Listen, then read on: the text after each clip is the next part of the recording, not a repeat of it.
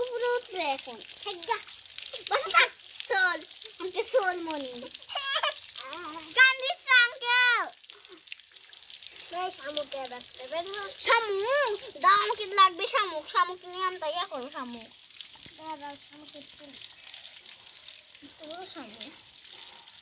শামুক তো এটা শামুক নয় গুল্লো বানাইছি আমি জানি শামুক থাকবে না এখানে তুমি আমার গুল্লো বানাও এখানে